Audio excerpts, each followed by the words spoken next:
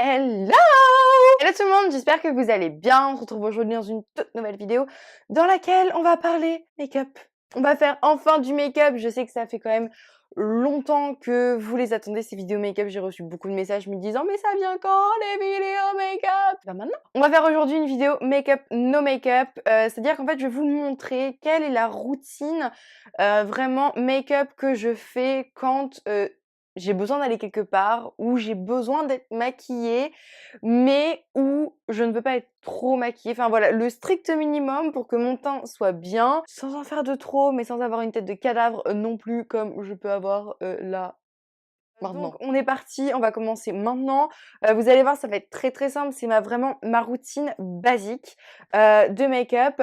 J'espère que vous êtes prêts. C'est parti. Je vais commencer tout d'abord par m'hydrater la peau parce que je ne l'ai pas encore fait.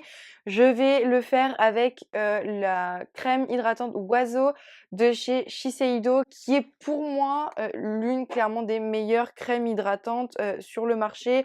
J'en ai testé énormément. J'ai la peau extrêmement sèche.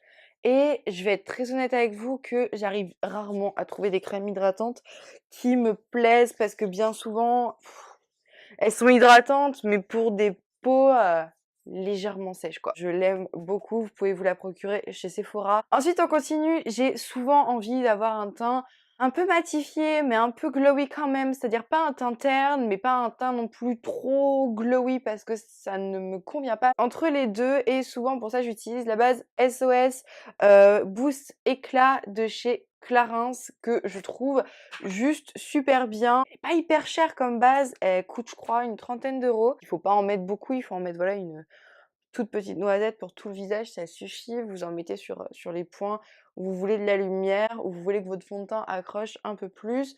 Moi je sais que je vais surtout en mettre là, sur les arêtes de mon nez et sur mon front. Voilà, une fois la base mise, alors vous voyez j'ai vraiment la peau très très rouge parce que j'ai à peine touché ma peau que déjà elle rougit en dessous de mes yeux, au niveau de mon nez. J'ai vraiment une peau extrêmement sensible, mais vous voyez les pointes de lumière que cette base m'apporte un peu partout où j'en ai mis. Comme fond de teint, aujourd'hui, j'ai décidé d'appliquer le Aqualuminous de chez Becca. Ça reste un de mes inconditionnels. J'en ai pas mal de fond de teint, mais j'avoue que quand je veux un résultat naturel en ayant quand même de la couvrance sans pour autant que ça fasse effet plâtre comme avec le Faux Filter Foundation de chez Huda Beauty. J'utilise celui-là, il est génial. J'ai secoué le fond de teint parce qu'à l'intérieur il y a une petite bille. Ça c'est conseil pratique quand vous avez un produit liquide avec une pompe et qu'il y a une bille à l'intérieur. Ça veut dire qu'il faut le secouer, il faut mélanger la matière à l'intérieur sinon vous risquez de vous retrouver avec plusieurs couches de produits non mélangés et ça va pas être beau du tout. Vous pompez, alors moi je sais qu'en général c'est 2 pompes. Bon allez c'est parti, on applique le fond de teint. Moi j'avoue que j'ai tendance à appliquer mon fond de teint vraiment tout en légèreté, en prendre un tout petit peu sur mon pinceau et à vraiment mettre cette quantité sur tout mon visage en faisant bien des ronds et en allant bien vers l'extérieur. Et après en fait une fois que tout mon visage euh, est bien fond de teinté. Et bah comme ça me permet de voir où est-ce que j'en ai pas assez mis, où est-ce que j'en ai potentiellement un peu trop mis et où il faut que j'estompe. D'ailleurs, j'ai oublié de vous dire, je n'ai pas eu le temps d'aller chez l'esthéticienne. Je n'ai pas toujours la capacité de bien accorder mes jours de tournage avec mes allées chez l'esthéticienne. J'y vais demain. Voilà, mon fond de teint est appliqué donc de manière homogène sur tout mon visage. D'ailleurs, j'ai oublié de vous donner ma teinte. Si vous avez la même carnation de peau que moi ma teinte c'est la Fair, c'est la plus claire en fait. Après pour le Aqualuminous, ils ont pas énormément de teintes. Alors si vous avez une couleur de peau un peu particulière, je vous conseille peut-être pas d'aller vers ce produit-là. Moi, je sais que j'ai une peau claire avec des sous-tons très dorés. Moi, le rosé, ça ne me va absolument pas. J'ai une peau de brune. Si vous avez une carnation de peau un peu particulière, je vous conseille pas forcément d'aller vers celui-là parce qu'il est possible que vous ne trouviez pas votre teinte. Après, allez quand même y jeter un coup d'œil parce que c'est quand même un excellent fond de teint. On passe désormais à mon anti-cerne. Donc, j'utilise le Too Faced, le Born This Way en teinte Very Fair. Alors je vous explique, moi je le prends une teinte en dessous de ma carnation de peau normale que la couleur de mon fond de teint qui est le fer, tout simplement parce que j'aime beaucoup avoir énormément de lumière au niveau de mes cernes. Il faut savoir que l'anti-cerne, vous le prenez soit de la couleur de votre peau, soit vous pouvez le prendre jusqu'à 2 tons en dessous de votre couleur de peau naturelle. Je vais l'appliquer avec mon blender qui vient de la collection Macaron Blender de chez Lancôme. J'avais reçu la collection en colis-presse et j'adore vraiment. Je suis pas très blender en général pour me maquiller, mais j'avoue que pour mon anti-cerne, j'aime bien le mettre au blender. Je viens prendre mon anti-cerne, je l'applique en triangle, vous voyez, sous mon œil. L'anti-cerne et l'highlighter, c'est les 2 trucs en général que je mets le plus. J'en mets un peu là, un peu sur mon menton. Et je vais venir blender tout ça, donc on vient tapoter doucement, pas la peine de s'arracher la moitié de la peau de l'œil. Surtout, ne venez pas étaler le produit parce qu'avec un blender, c'est pas très joli. Quand on étale la matière, il vaut mieux vraiment la tapoter pour la faire rentrer dans la peau plutôt que de venir étirer. C'est pas très joli en général, ça fait des grosses traînées, c'est pas très très très très très beau.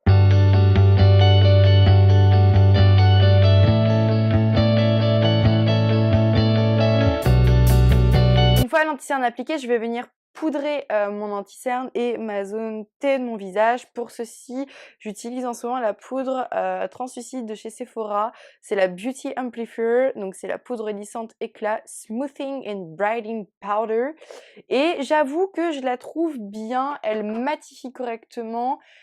Ah, je la trouve pas mal quand même. C'est un bon rapport qualité-prix. C'est pas la meilleure que j'ai pu trouver, mais je crois qu'elle coûte 14 €, donc franchement, ça vaut quand même le coup. Je viens donc la mettre sur mon front, vu que c'est au niveau de la zone T.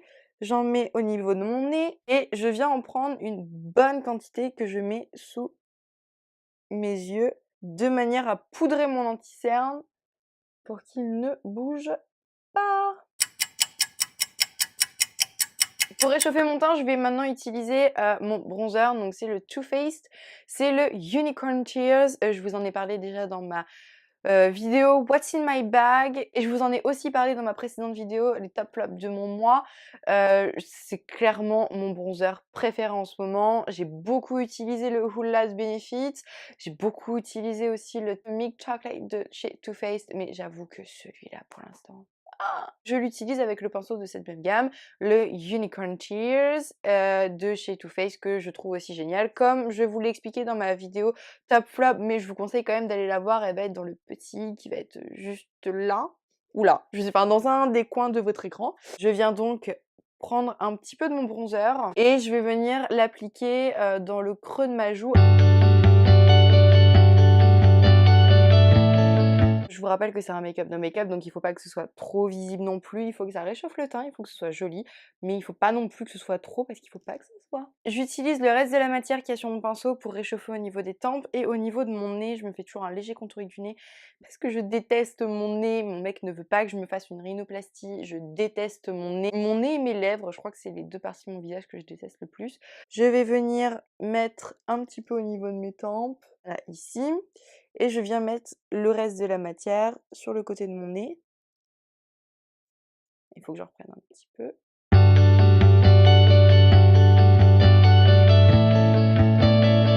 Donc voilà, mon contouring du nez est fait, mon bronzer est placé, j'ai réchauffé mes tempes, etc., etc. Pour le teint, on va s'arrêter là pour l'instant. On va placer l'highlighter en toute petite quantité et le blush en toute petite quantité aussi, vu que c'est du make-up no make-up. Après, pour l'instant, on va s'atteler aux yeux et aux sourcils. Et là, pour moi, dans mon cas, là, tout de suite, là, jusqu'à demain, c'est un énorme chantier. Donc on va commencer par s'atteler aux yeux et aux sourcils, et après, on reviendra au teint et aux lèvres. Pour les yeux, j'utilise différents mascaras en ce moment, mais mon coup de cœur vraiment en ce moment, je trouve qu'il me fait des yeux absolument magnifiques et un regard de biche, c'est le The Colossal Shot de chez Maybelline. Je le trouve absolument génial. Je viens en prendre sur ma brosse et je viens en placer sur mon œil. Je fais attention de ne pas mettre de mascara sur mes cheveux.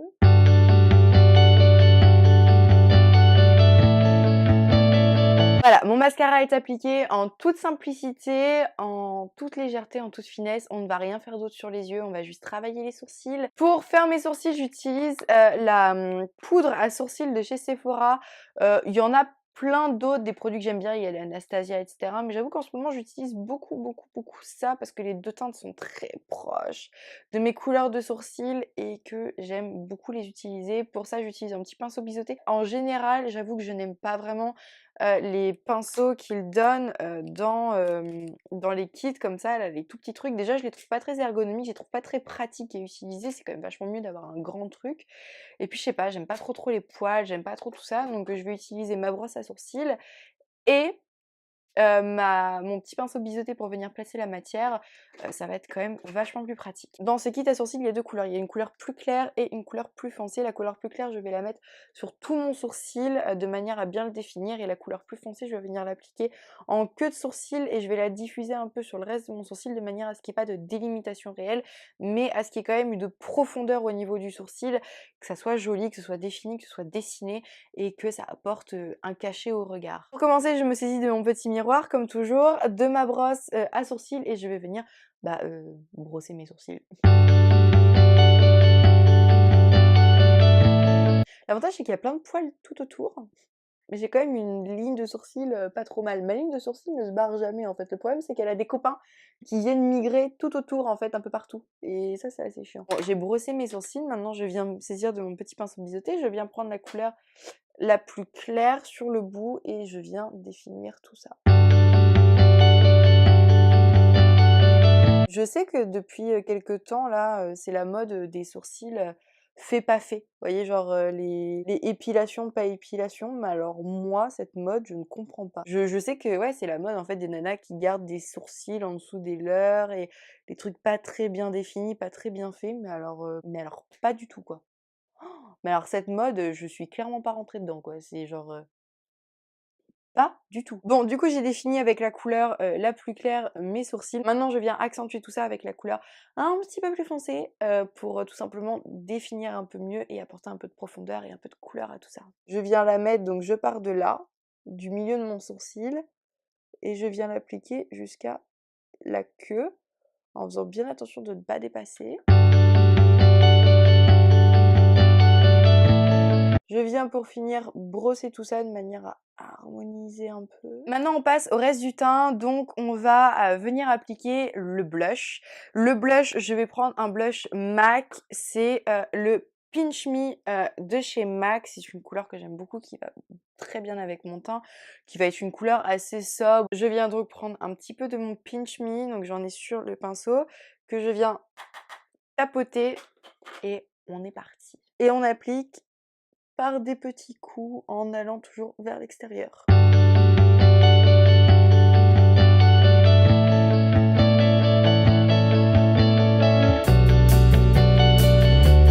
Voilà, le but étant de venir rosir très légèrement les joues sans pour autant en faire, de trop et que ça se voit trop, donc c'est léger, ça vient apporter un petit peu de couleur. On continue ce make-up, avec un tout petit peu d'highlighter, donc c'est un highlighter en stick de la marque You Are Cosmetics. C'est la teinte, nacre, tout simplement. Je ne veux pas apporter une couleur supplémentaire, je veux juste apporter un petit peu de brillance. Donc c'est une couleur, blanche nacre, hein. Il y a pas de pigmentation dedans, c'est juste du brillant, c'est juste de la couleur nacre qu'on va mettre sur le visage, donc en toute petite quantité. Moi, je le mets au niveau de l'os de ma joue ici. Je viens en mettre en dessous de mon sourcil.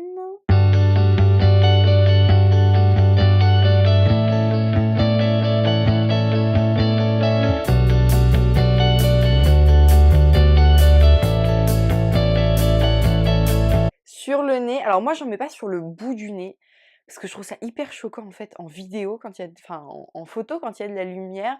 En fait, je trouve qu'on voit que ça en général, le bout du nez. Ça fait, nez de clown. J'aime pas du tout, donc du coup moi ce que je fais, c'est que je viens en mettre, hop, sur tout mon nez, sur toute la longueur de mon nez. Comme ça au moins, ça fait une belle ligne de lumière quoi. J'en mets sur l'arcade de Cupidon et sur, le haut de ma lèvre. Vous voyez, il y a aucune pigmentation, c'est juste vraiment apporter du glow à l'état pur.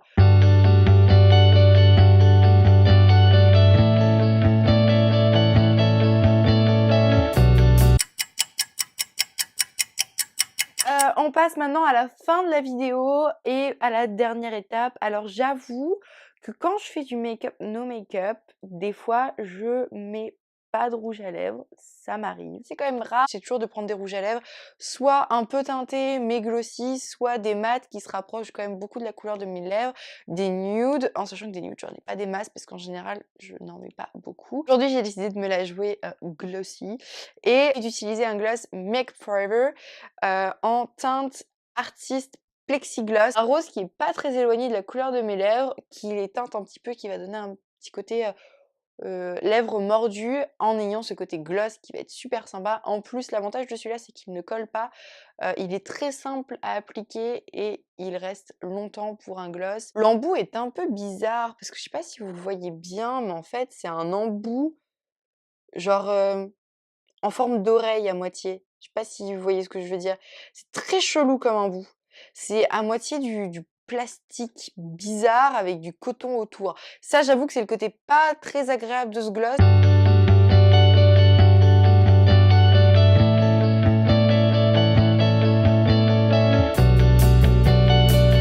Voilà, mon rouge à lèvres est appliqué, donc vous voyez, ça donne un petit côté frais, mais tout en ayant quand même un air assez naturel, en étant glossy, un petit côté bouche mordue, très très très sympa. J'espère que cette vidéo vous aura plu, j'espère que ce make-up no make-up j'espère que cette vidéo vous aura plu, que ce make-up no make-up vous aura inspiré. Pensez à mettre des petits pouces en l'air, pensez à vous abonner, pensez à me rejoindre sur mes autres réseaux sociaux, Instagram, mon blog, Twitter et Snapchat, je vous mets tout en barre d'infos. Pensez à mettre des petits pouces en l'air, pensez à commenter. On se retrouve dimanche prochain pour une nouvelle vidéo, je vous fais des gros bisous. À dimanche. Ciao!